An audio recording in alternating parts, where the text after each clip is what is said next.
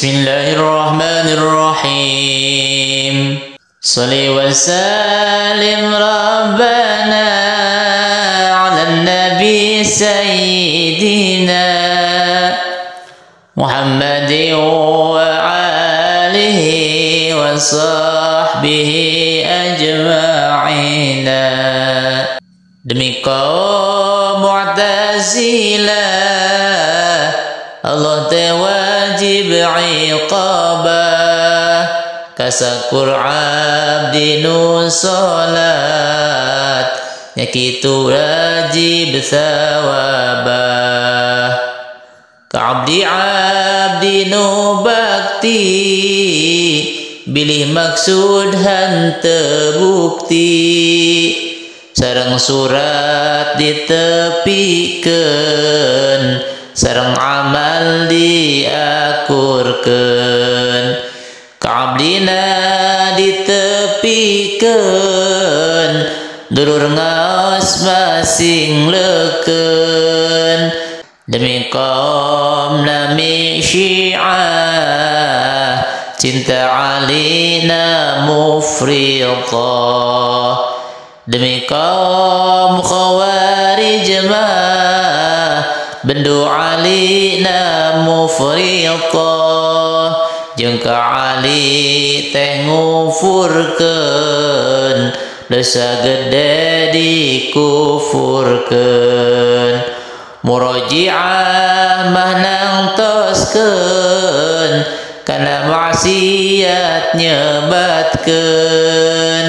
Mun kempelna sareng iman, teu matak berobah iman. Maksiatna janten aman, asal jalmi tetep iman. Demi kaum Najariyah, iman ka ahli najiyah. Dina ngadamal khalqiyah, ka Mu'tazilah mufaqah. Dina sifat ditepikeun, sifat kalam dianyarkeun. Nu kitu ulah diengkeun, lenyapkeun masing laleukeun. Demi hartos Jabariyah, nganapikeun uruh arah. Bisi abdi nukang fayah, pasrah bae kanu murah. Musyabbihah nyarupakeun, ka Gusti disarupakeun.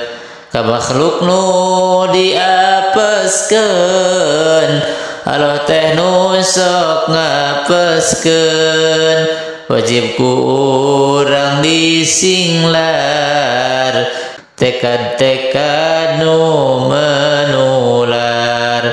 Ulah damel humanear, kawas jalmi kurang dahar. Ngaos bakat toler-toler, balas gawe ngidul ngaler. Ngaos bakat toler-toler, balas gawe ngidul ngaler.